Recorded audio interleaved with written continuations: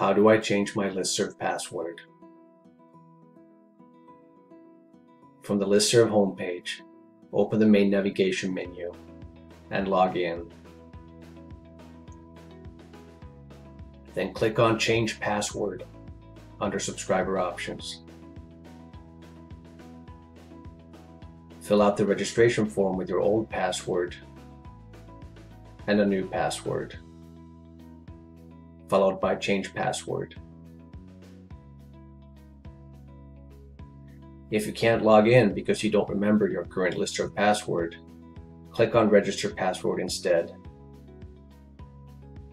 Fill out the registration form with your email address and your desired password, followed by Register Password. After submitting the form, you'll receive an email with a confirmation link. Simply click on this link to activate your new password. Thank you for watching.